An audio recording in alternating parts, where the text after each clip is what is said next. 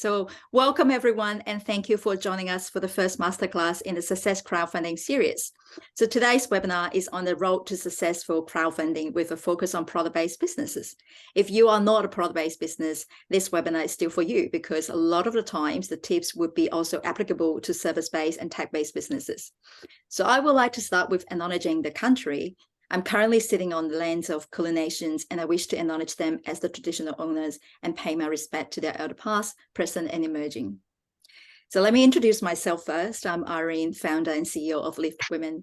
We are a female-led fintech startup, social enterprise, and Australia's first women-focused funding marketplace, dedicated to supporting female entrepreneurs to raise initial equity-free capital to start their own business and live a life to its full potential.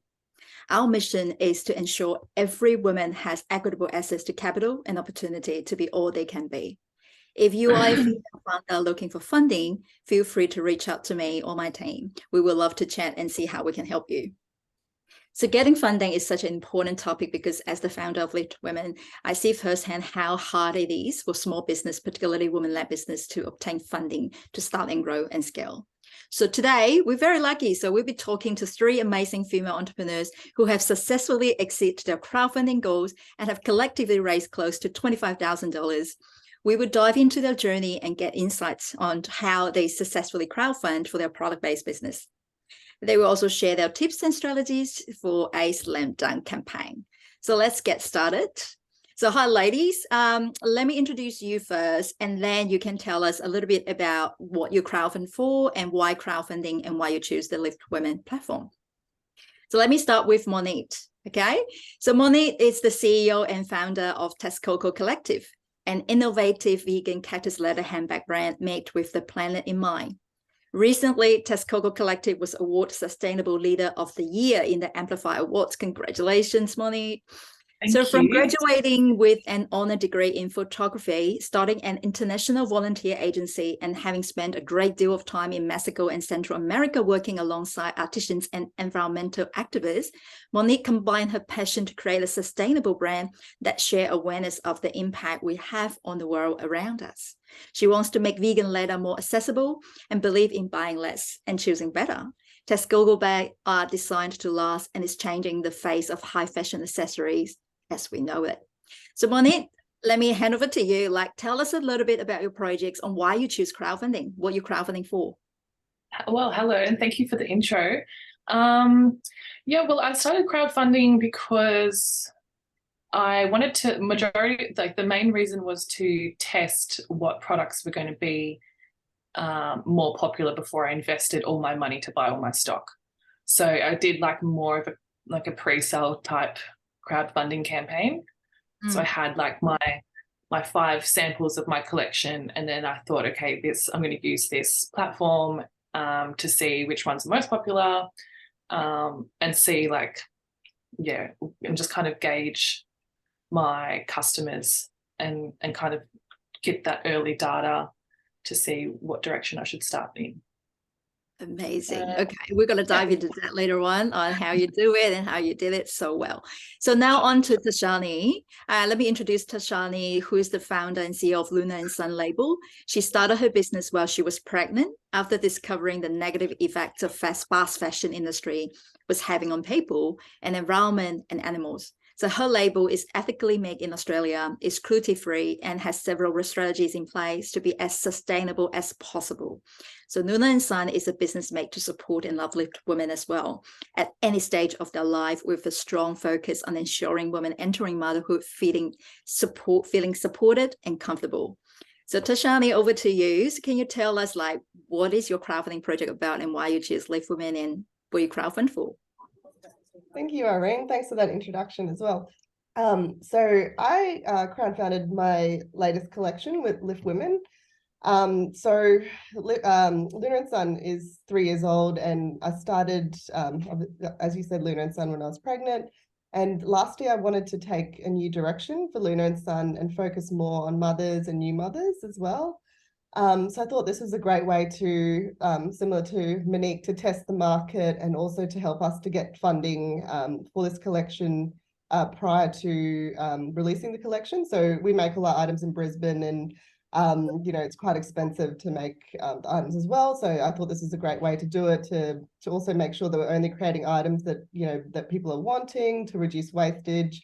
You know, in terms of sustainability, I think it's a really great approach as well. And I also love what Lift Women's doing. I met Irene on Instagram, I think, when you guys first launched. I really love what you guys are doing, your mission and what you're doing to help women. And I know how hard it is for women to gain funding. And we're always, I guess, with myself, I'm like quite an introvert and I don't like talking, you know, like going and asking people for money and things like that. But I think, you know, doing crowdfunding is a great way to do that and to really, you know, get out of your shell and, yeah, help you kind of bring your dreams to life as well. Amazing. Love it. I still remember you tell me the slow fashion concept, which I really, really love it, like fast fashion versus slow fashions, that we instead of putting a lot of money in the inventory and not knowing whether we're going to sell it or not, we kind of use crowdfunding to kind of know that and how much we need to produce, and we've got a pre-order in place ready for you. So it's amazing. Thank you. And okay, over our last guest. So lastly is Sienna, CEO and founder of Camifleur. So Sienna found Camifleur just before the pandemic as an online-based premium dry and seal flower studio. It fills the gap in the market for an alternative to fresh cut flowers, facilitating environmental sustainability. She creates amazing personalized flower gift box and arrangement for events, including weddings that last forever. Her intention for the business is to reduce carbon footprint. Sienna's story is a touching one, inspired by her twin sister in Vietnam. She wants to make her impact by creating job opportunity for disabled people. She has had rapid growth in her business, generating more than 300,000 turnover now, and has just moved into her first warehouse. Congratulations, Sienna. Well done. So tell us a little bit about your project and what you crowdfund for. What an intro. Thanks so much, Irene. Yeah, so I at crowdfund, well, I started crowdfunding for flower making class for people with disability. The reason for that is I wanted to test, just like all of you. I didn't know if that my product will be something suitable and that suits for my dream, which is provide job for people living with disability. My flowers is more user friendly, and it's not going to die. So that's some things is I thought at the time that is good for my friends with disability that could try with that. So that's the first reason. And the second reason is really I didn't have much funding and money for marketings and networking. So I thought, well, that's great. I would be open for another community. So just take on the challenge. And so great that I met Irene, my Global Sister. Global Sister is another group of women doing a business. So I'm so addicted to this. So when I saw Irene and have a chat to Irene, I go straight on the internet, go on my laptop and start Googling everything about Lift Women. And yeah, since then I'll just keep staying with the team, was so supportive with my campaign and also very inspiring to me. So I'll just keep going on and started the campaign. Thank you. One thing I want to highlight is Sienna's project was really impactful and meaningful because she actually raised the money and then she'll be able to train 10 disabled people to be able to know how to make a flower crown and help her with her business growth. So this is an incredible initiative as well. Well done. Thank you. As we go through each of the founders' journey, so feel free to ask questions in the chat box. Our team will be answering any questions you might have. If time permits, we would have a Q&A section at the end. Even though if we don't have enough time, we will still answering all your questions after that in the social, Instagram, whatever way. So feel free to put it there if you have any burning questions today. So let's start with, I would like to separate today's section into different stages of the crowdfunding. So let's start with the first stage of preparation. As these founders know it, like a successful crowdfunding project doesn't just happen. It requires a little bit of pre-planning. And this is actually one of the most important part of crowdfunding. Doing this right will ensure success. So can each of you share how you went about preparing the campaign and what tips do you have? Maybe let me start with Monique. So you can share with us like how you prepare your crowdfunding campaign, because I remember you have an incredibly amazing pitch and video. Yes, thank you. I love that you always talk about my video. So I think I will kind of focus on that as well, because it did take a lot of planning, and I was just lucky because obviously I studied photography and I have a bit of a network in that kind of field. So I got a friend to actually video me talking about why I'm crowdfunding, what my business about, what my values are. And then I kind of coupled that with some like little online videos that you can just download for free on various websites that are like have no copyright. So I made it into kind of like a bit of a, like a captivating story about why I'm doing everything in the video format. And I did spend a lot of time actually writing a script and rehearsing the script so I could say it to the camera like confidently and effectively, because then obviously you're also trying to convince people to support you and to back your project, because that's obviously the main goal. So I think it was really important to have a video as well, because people can relate easier once they hear your voice, like your tone, like your image. So I think that was a really important part. And then I also coupled the video, like I had the video at the top of my campaign, and then I had obviously the text kind of based aspect as well, with a few different kind of key images. So I think a mix of video as well as like some text is pretty important. So can you tell us like what should we include in the video? Definitely an intro about who you are, like, and what your background is, and then why you're crowdfunding, obviously, or like if it's about your business or any other kind of project that you're crowdfunding. I can only think about business crowdfunding, sorry.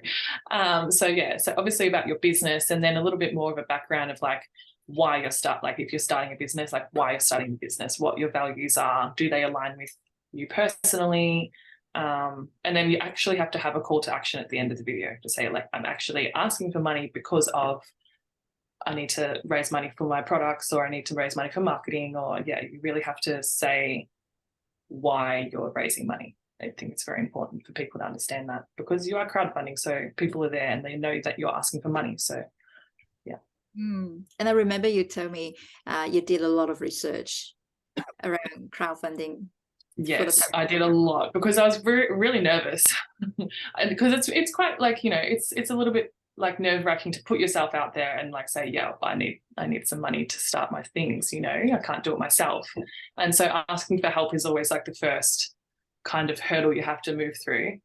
And so for me to be really prepared, I just researched like so much about crowdfunding. It was ridiculous, I think. And then also I had tried a crowdfunding campaign on a different platform that wasn't successful at all, because I really went in there with zero knowledge. And so then after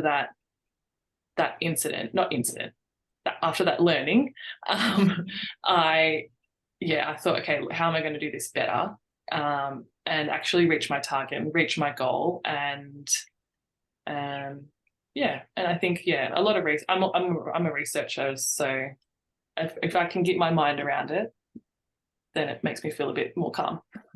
So do you have one tips for the founders if they want to do the research as well? Like what should they research for? I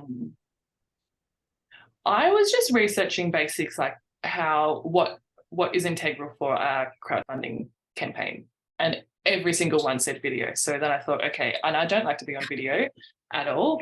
So I thought to myself, okay, if I'm doing this, I just have to put myself out there. I've already committed to doing a project, and if having a video is going to be what's going to get me over the line, then just say yes. Just step out of that comfort zone. Great. All right. Thank you, Monique. So let me move on to Tashani. So Tashani, share with us your experience with the preparation stage and what tips do you have? Yeah, so similar to Monique, I did a lot of research around crowdfunding, and I also did a lot of research into like rewards and tried to, do a lot of planning around that. So I think if you're a product business, it's really important to think about what rewards you're going to have and the price range as well. So we did because a lot of people, you know, they want to support you, but they might not be able to afford, say, for example, my like our dresses that are a bit more expensive. So we had from $20 to $500. So yeah, so our most popular actually was our $100 vouchers. So it might be a good idea for people to, I mean, even if you've got, if you can give a voucher, or if you can, even a donation, sometimes people would be happy to, you know, to put some money. They might not want one of your products right now, but they might be happy to just to pledge to help you reach your goal because they really believe in what you're doing and they really want to support you as well. So I think that's a good idea. I think it's really important to also have incentives for, because a lot of the time people are waiting, they can be waiting, you know, from the time they pledge to the time you can fulfill the items, they might be waiting 4 months or something like that. So to say, for example, if they're pledging for a dress, give them like $100 off the normal price if they're pledging, or, you know, a free headband was one of the things I did, with also with the discount on the dresses as well. So yeah, so really think about what your rewards are going to be and make it enticing for people and make them, you know, feel that they're getting, you know, getting something special that, you know, that they wouldn't get if it was just, you know, online or something like that. I think it's really important to plan ahead with, you know, social media, email if you've got a mailing list, or if you've got friends or family, just basically everyone, you know, try and get it out there to all your contacts. Just the more people that know about it, the better. So yeah, so it's really important to, you know, to have a bit of a plan in place, and, you know, trying to get a bit of hype going and get people to kind of think, oh, you know, this will be really, you know, like a great way to support this business that I really, you know, that I really believe in their values and things like that. So yeah, so similar to also to what Monique said, it's important to talk about your story, why you're so passionate about what you're doing. And yeah, I think people will really resonate with that and want to support you. Amazing. And I remember that you actually start teasing up, like telling your audience that you're going to have something exciting coming out. Yes, like a month or two before you actually launch. So how does it help?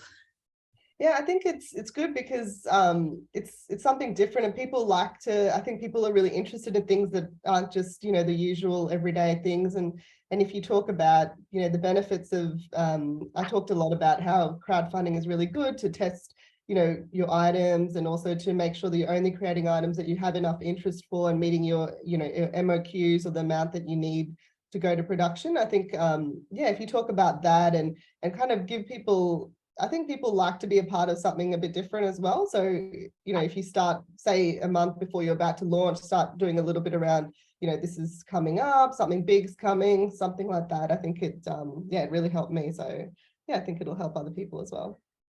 Yeah, excellent.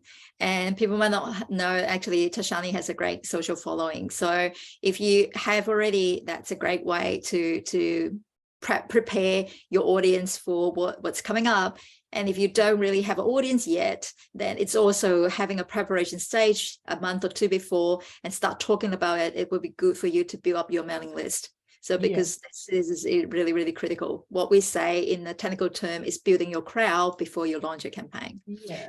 Yeah. So let me go to Sienna. So you had an impressive start of your campaign. I remember you got like 30% or 40% funded in the first day, and you're more than 50% funded in the first week. So tell us how did you do that?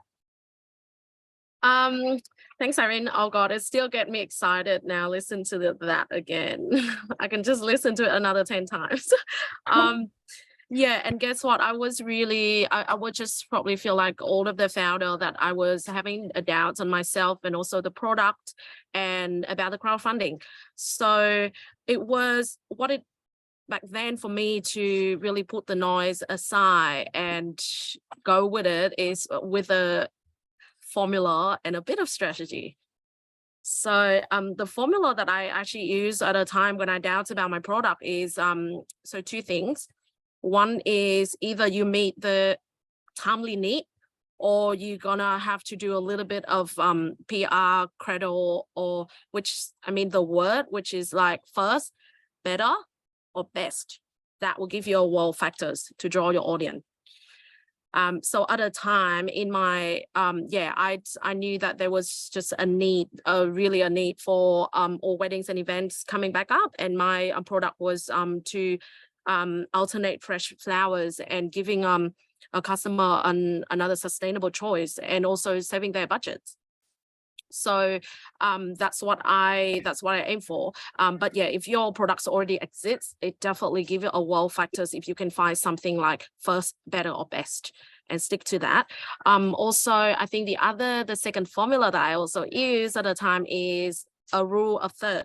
So which I totally agree with Teshani and Irene, is about the email list. That's definitely the first 1/3 is email list, because I learned that the real early backer of my campaign, other people already know or already introduced to the product. So before I started that, I've already talked to I've narrowed down my list, and I talk to them in person. At the same time, I've also sent out email and make a lot more contact, just keep constantly reminding them that that's what I'm doing. So that's the first or 1/3 is email list, the early backer. The second, the other 1/3 is PR and your marketing efforts. And then I find that for my case, after the first 1/3, your campaign just get to the viral point. I call it viral point. So then the crowdfunding will build it itself. Yeah, so that was my formula and a bit of strategy, but trust me, I did get around my head a lot, and just to have to make up my mind to one biggest myth is just crowdfunding is not a way to generate revenue. So yeah, that's how I just overcome that and just keep going with stick to that, to all the formula and strategy. Well done. And I remember you mentioned like you actually directing all the website traffic to your crowdfunding page to make sure it's a success. And you ask your client to, if they want to order a wedding package, they actually can order it through your crowdfunding campaign, one of the reward, which is an existing product, which is a wedding service. Does this kind of strategy help you as well? Yeah, definitely. For me, you go hard or you go home. So once you do it and just keep popping up, I know that it is a bit intimidating, and some people might not like it, but for me, I believe in that. If you believe in something, other people would also. So you got to go for that first. And yeah, keep reminding them, because everyone is busy. So I actually really appreciate any company and product that actually keep reminding about themselves, what they're doing. I find that it's inspiring. Excellent. I found there are two great points in what you just said. Is one is believe in yourself. So because people have the fear to ask, is normally they don't believe in themselves and they doubt their own intention. But if you believe in your product, if you believe you're adding value to your customers or the community, you should believe in yourself and go out and ask for it. And the second point I like about Sienna, what you said, is you kind of need to remind your customers and remind your audience to take actions, because a lot of time I found that really helpful as well. The first time they didn't do it doesn't mean they don't like it, or they might just get busy. And when you go to 2 times, 3 times, you will see that they're actually taking action. So great point. So thanks, lady. So let's go to a second stage, which is the launch. So moving on to this stage, this is when your project go live. Can each of you share your launch experience with us, and how did you go about promoting it and successfully exceeding your target? Any do's and don'ts that you want to share? Who want to go first? I mean, I can, because I've been going first the other times. When I launched my project, I had a lot of family and friends that backed me to start with. But then, of course, you kind of only have so many family and friends that are going to do that. So then you have to find the next group of people. So yeah, it was a lot of social media and word of mouth, just saying like, guys, this is what I'm doing. And I've got a crowdfunding thing, just like talking to people. I also went to a few networking events and like kind of pitched myself a little bit there.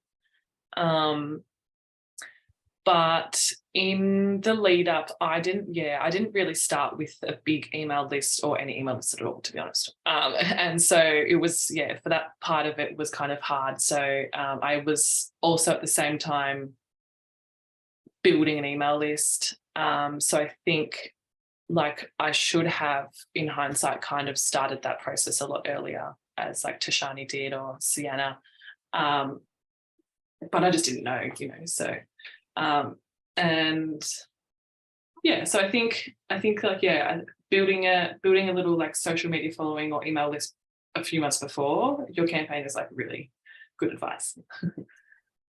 Right. And I like what you said, you went to like pitch event, or you went to different social event to know people, and so you can talk about your campaign, which is a really great idea as well. It's much more easy for me to just go to like a networking event and talk to people face to face than it is for me to post an Instagram post. I don't know why I have these barriers, but and I think also because it's a bit more of a personal level, and I'm much more about that kind of interaction. True. Yeah, seems to work for me. Great. How about you, Tashani? So similar to Monique, had at the start we had some family and friends, and Irene, you were one of our first pledges as well, which is really lovely of you. But I think it's really important to remember that you need to keep working on the campaign. It's not, I think sometimes you might think, you can just put it up there and it'll just like skyrocket, or you'll just reach a goal, but it can take a bit of time. Everyone's different, obviously, but for me, it took a lot of work throughout the, like I kept posting on social media, like Sienna was saying, kept reminding people, kept emailing my mailing list, my family and friends. Some of them, said, "Oh yeah, I'm gonna do the pledge," and I was like, "Oh, when are you gonna do it? How about now?" Or just reminding people. And even I think it's a good idea also for other people, if you think about who your target market is. So say, for example, new mums, you could even post on like I did a few on community pages, things like that, just where my target market might be saying this is what I'm doing. And even if they didn't pledge, that just gives you more people know about your business that way as well. It's also a good idea to, for me, I reached out to new stockists and also photographers. Well, we had photographers in the past buy our dresses for maternity shoots and things like that. So just think about where, like, different avenues as well. So if you've got a fashion line, for example, stockists or photographers are a good one to contact. And so just, I know, like myself, you think you might be being pushy or something like that, but it's more just, just reaching out, letting more people know, because I think the more people that know about it, the more chances you have of it succeeding as well. So so that's what helped me, and I think hopefully it will help others as well. Excellent. I want to elaborate a little bit on the community chat group or community Facebook group. And this is also another great source of audience and visibilities.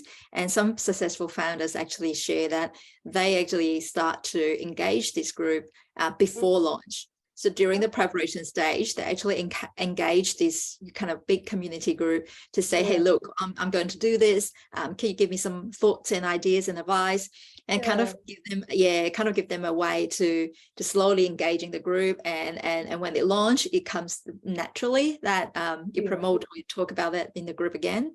And so this is a great source of crowd when you don't have your own crowd. Yeah. Great point. All right, move on to Sienna. Tell us, how's your launch? Yeah, well, I find that all the tips that Monique and Tashani is exactly like useful, and I do apply them, and I'm still learning it until now. So just a last bit of tips, which I think I agree with Irene about the community group. You can also, so for me, I also reach out to like potential partner for the business. For example, if my flowers was, so my business was flowers, and then potential partner for me at the time could be like a venue and a venue restaurant, or like a candles, for example, or something homeware. Yeah, so I do reach out to them as well, and also other community. And then the last one would be, I think, just be just like human. So we can be totally vulnerable about our story. and about ourselves when we launch a campaign. I actually find that it was really hard for me to tell my story and my background, how I grew up in a childhood. But then I realized that that's actually the part that people can find connected to the most.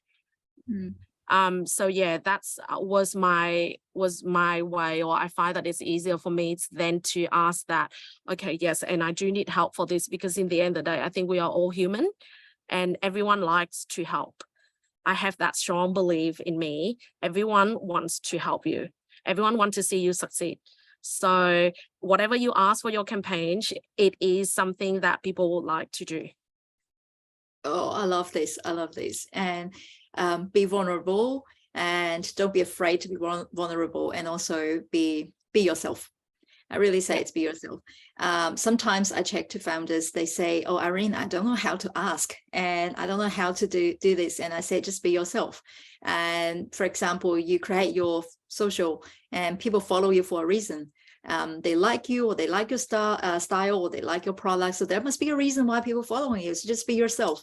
And when you ask for help, or when you ask for something, they will help you. And sometimes I say this is not just helping, actually, you're producing something valuable to them as well. So this is a really, really great point. Another thing I want to highlight is what Sienna mentioned is a community support group. For example, I get connected with Sienna through Global Sister. So Global Sister is another amazing sisterhood female founder group that provide free coaching. Well, I got, and I know that Tashani is also part of One Roof. One Roof is also our community partner. So I think these kind of amazing community partner will really help you to grow your crowd as well. And that's also what Lift Women here is, to help you to help you build your crowd, but also to help you, increase your visibility by leveraging other people's crowd. So get in touch with different communities that in line with your values, and find your own tribes, and then build your own community. So let's move to fulfillment. So a lot of people say, oh, I prepare for the crowdfunding, I launch, and then I'm successful. And then what's next? What I do after I successfully raise the money. So a lot of people missed out this preparation, which is the post-campaign launch, the fulfillment. But for me, I think this is really important, because the people who back you, they are your base. They are your asset. They are your customers. They are people who like you. So you got to engage with them really, really well. So I think, this part is important. So I will open up to all three amazing founders here to share your experience and any tips that you might have around fulfillment, and how you got successful, and how you handle and how you engage your backers, and how you thank them, and then how you deliver your products. Any tips to share? So maybe again, start with Monique. Yeah, I can start. My fulfillment was a bit stressful, because all of my products are made in Mexico, and I decided to start the business in 2020. So everyone knows how chaotic that was. And then especially in Latin America, it was just next level. So I couldn't really put too much pressure on my suppliers to do the job, because they was just having so many lockdowns and sickness and all that. So for me, it was really important for me to just keep on communicating with my backers, and just be authentic and tell them what was going on. Everyone was really understanding. And they knew that it was literally the very beginning of the business, and I was just waiting for my first shipment to arrive. So I think it was kind of I had a fine experience with that, because everyone was just so lovely. So I didn't have anyone complaining about anything, and the bags were 2 or 3 months later than I had even projected. And so I think I got my first shipment of stock on 18th of December.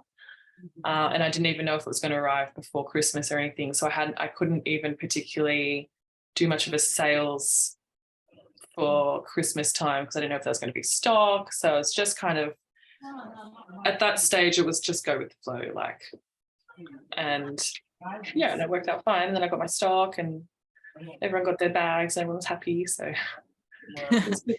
yeah, so I think the main point is that, I was just really kept in communication with all my backers and made them aware of what was going on, And I think they just really respected that and understood. So that's all I could do. Yeah, I guess it's just be honest and be transparent. Yeah. Yeah. Good. So Tashani? Yeah, so similar to Monique, yeah, as soon as we reached our goal and I got all the names, I reached out to each person and sent them an email, thanking them and letting them know how much I appreciated their pledge. And then I also gave them a timeline of when everything would be ready. There was one pledge that because they wanted a particular color that was out of stock, that took a bit longer. So I let that person know you know, that theirs is going to take a little bit longer, and yeah, I gave them a little extra gift, you know, to thank them for waiting, because I know, I know I guess it's very different to, you know, and that's part of my business, is trying to be very different to fast fashion, where, you know, you buy something, you get it straight away. This is kind of a very slower approach, which you know, goes in line with my business. But yeah, like Monique said, everyone was really happy and they really understood, and you know, we didn't have any issues. It was great. But I think it's really important just to let people know, because I think as long as people know that, you know, this is the timeline, you know, once we get the fabric, then it has to go to my manufacturer in Brisbane, and if someone, because they're a small team, if someone's sick, then that's going to push out the timeline as well, and just let them know. And I think people understand once you tell them the whole story and that kind of thing. So yeah, I love it. Sienna? Yeah, it's a bit hard to speak at last because I think everyone's saying exactly what I'm thinking. But yeah, I think beside all the tips that Monique and Tashani share, I think also just don't forget that Lift Women's are there to help you as well. So yeah, like in my case with the crowdfunding, I think there's one customer that contacted Lift Woman and also helped me to communicate better with packers. So yeah, that's another way. You always get someone to support you. Right. I think for me, it's really communicate well with your backers.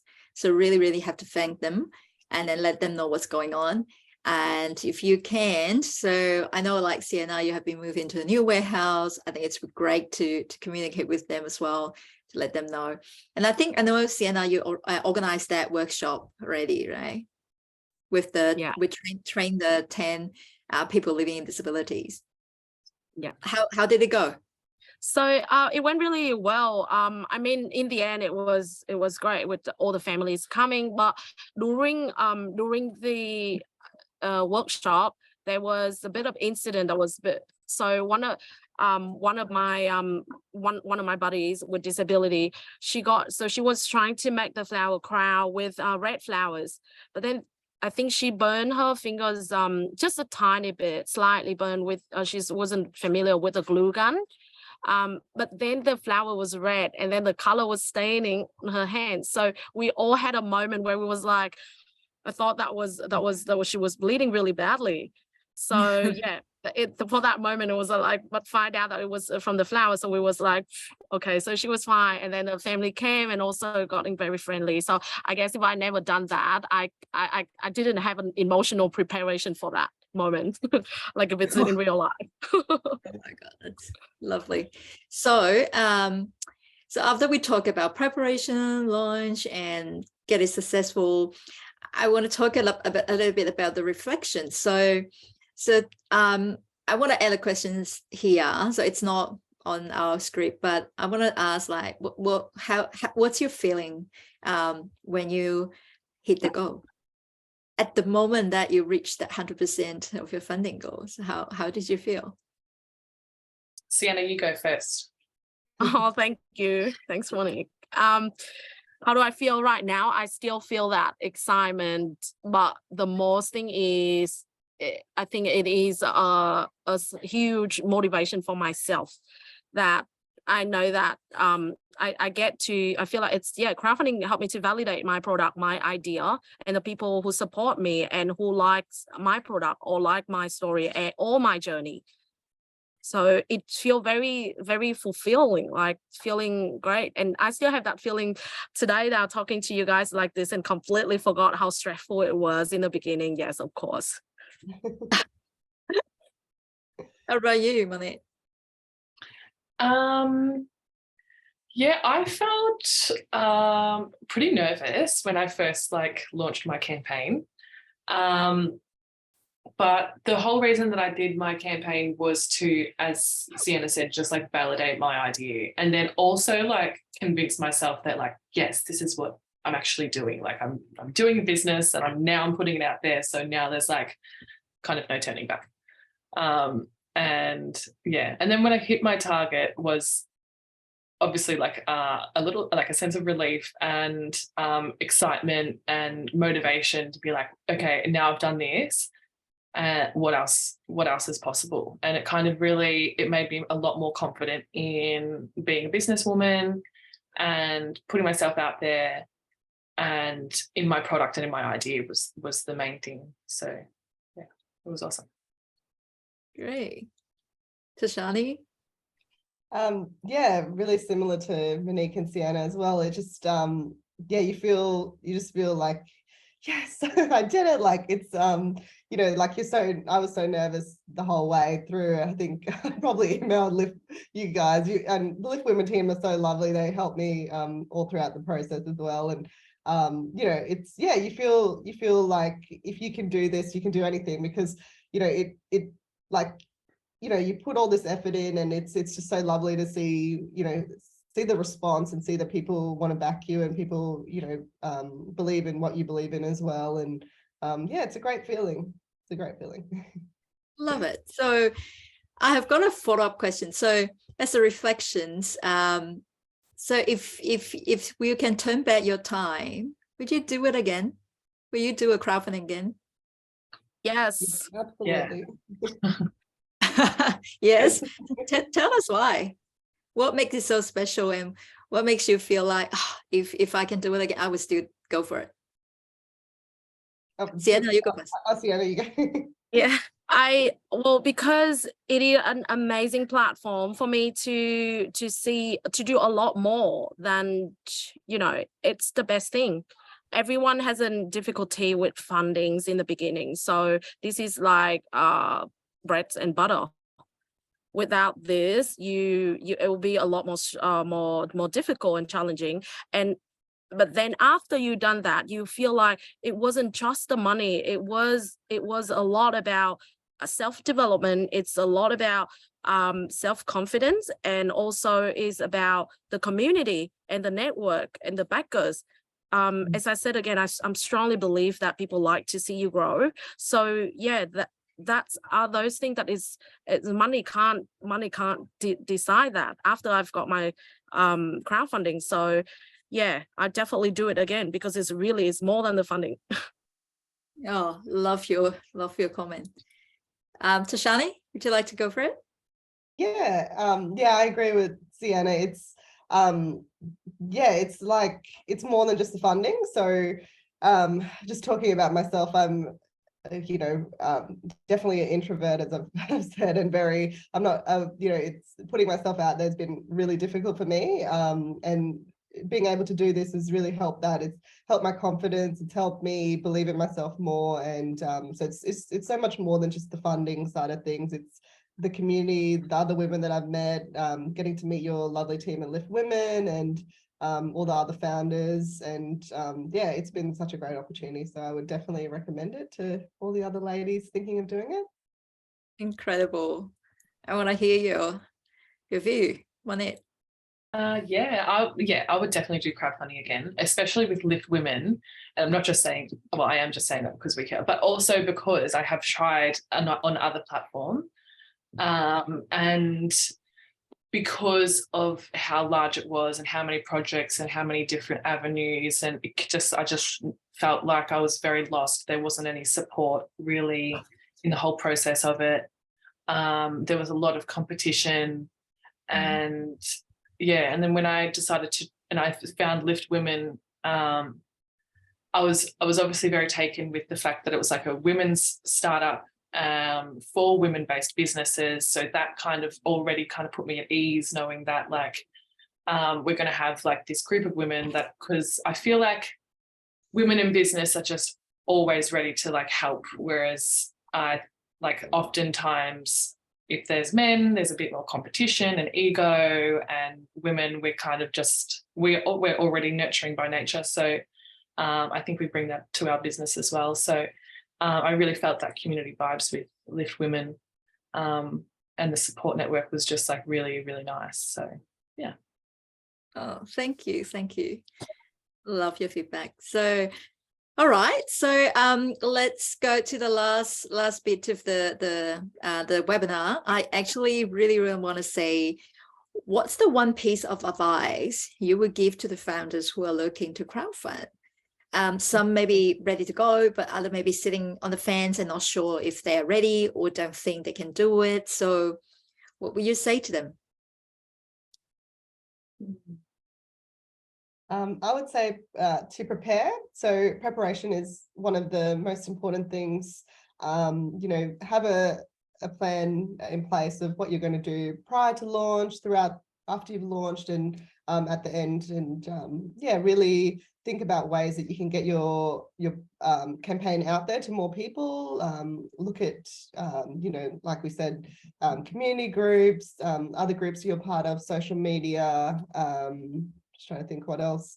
Yeah, stockers, you know, if you know, photographers, and other, depending on who your target market is, just try and get your, you know, your campaign to as many people as possible. Sometimes you can even, I emailed so Frankie magazine, and they featured me in their newsletter. So just, you know, like just reach out to as many people as you can. And, you know, sometimes you won't, you know, you might not hear back from everyone, but, you know, there might, you know, 1 out of 10 might be, you know, might help you get another 2 pledges. So it's, yeah, it's worth the time to just reach out to as many people as you can. Love it. So what about Monique? What's your one piece of advice? My piece of advice is, I think just to like be confident in yourself, because if you show that you're confident in yourself, other people are confident in you.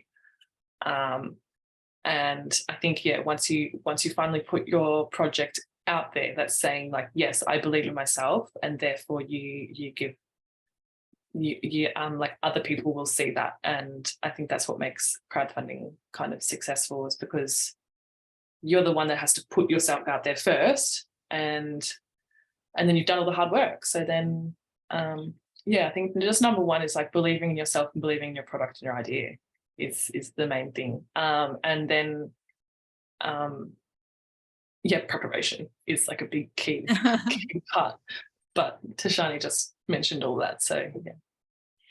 And I think it's the why, like why you start your business and why you want to do that, whatever you want to do. So it's the why, like, because that's really important. That's your passion.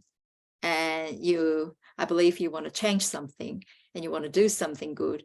And it's really important. And they will come back to your own self-confidence and believe in yourself when you ask people. So know your why. It's really, really critical. Yeah. Well, so Sienna, what's your last piece of advice for the founders who are thinking about starting a crowdfunding? Yeah.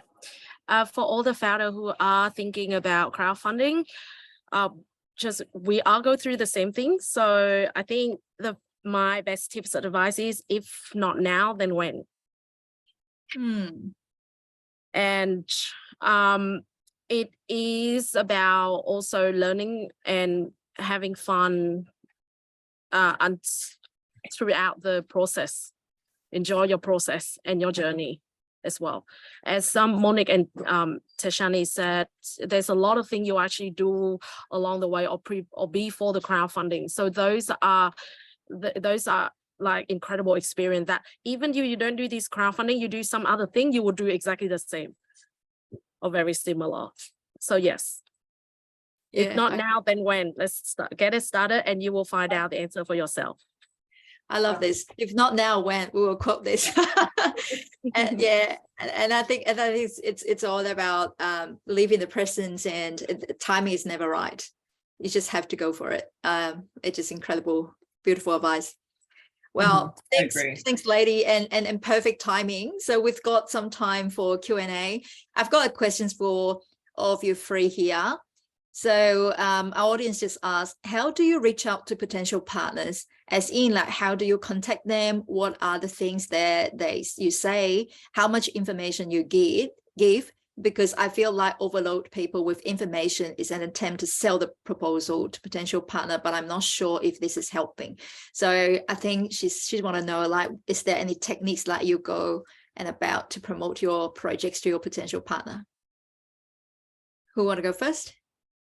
Me. Yeah, go Sienna.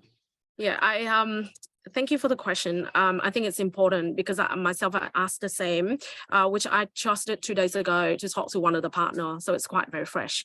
Yeah, I think the first thing is put your partner needs first, or their interests first. It's simply the question is, why do they want to work with you? Why do they want to partner with you? So list out that, and then put your partner's interest first. And then the last thing is what you bring to the table.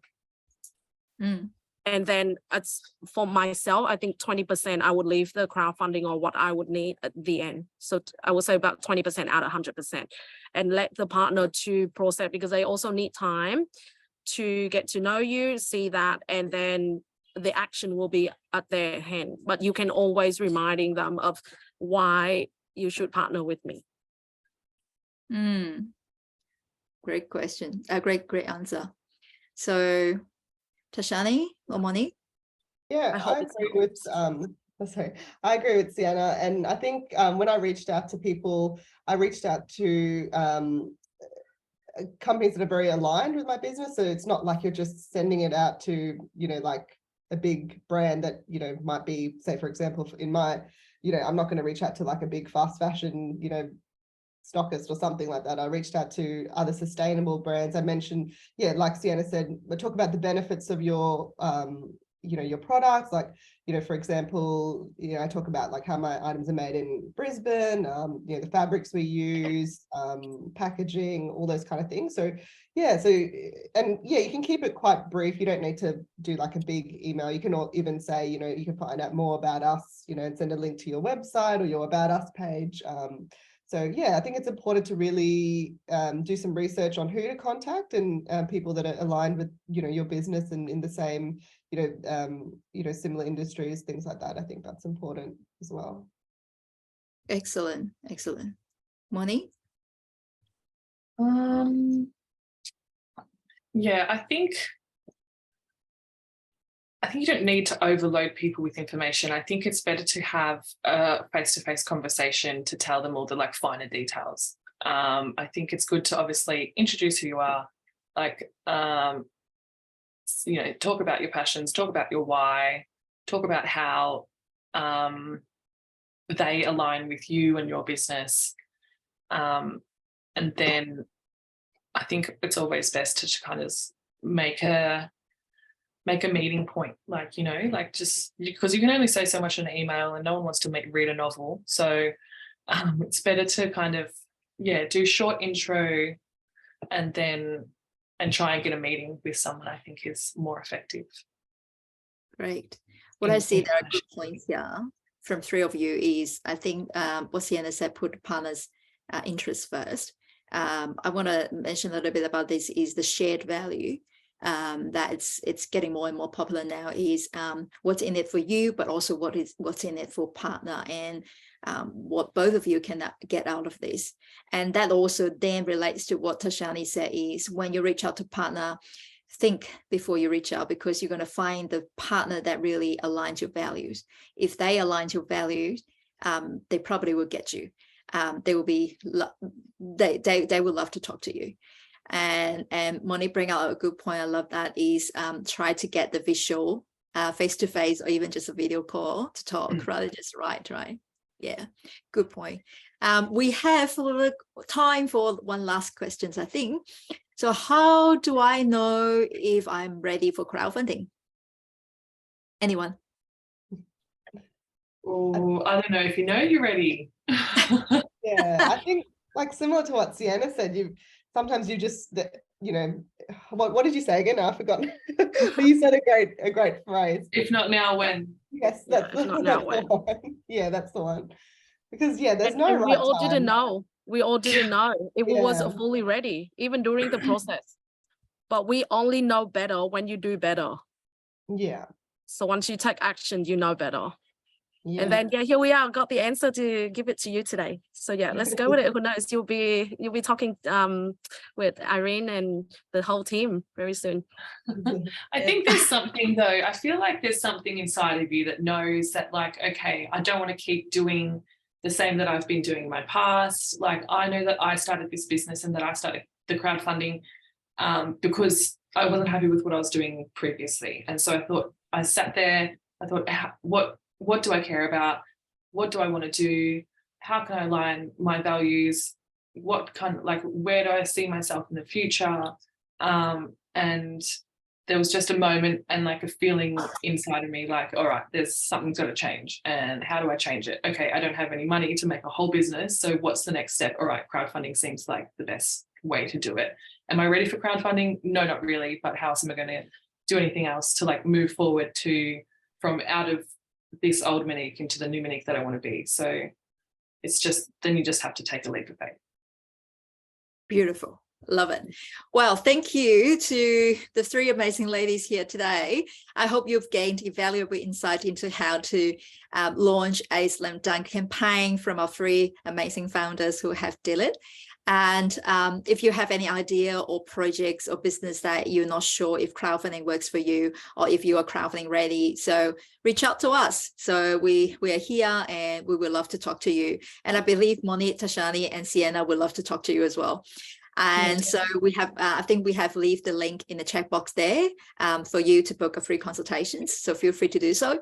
And if you would like more crowdfunding resources and ensure that your project is a sure win, we actually have crowdfunding playbook that prepared for you that takes you through each of the stage and guide you through the journey. So sign up as a Lift Angel and you can access it for free. And you will also get free copywriting for your projects, among many other benefits, including mentoring sections and masterclass to help you start or scale your businesses.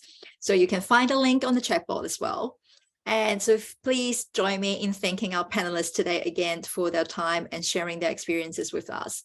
We look forward to seeing you at our next masterclass. Thank you so much. Thank you, ladies. Thanks, Thank everyone. you.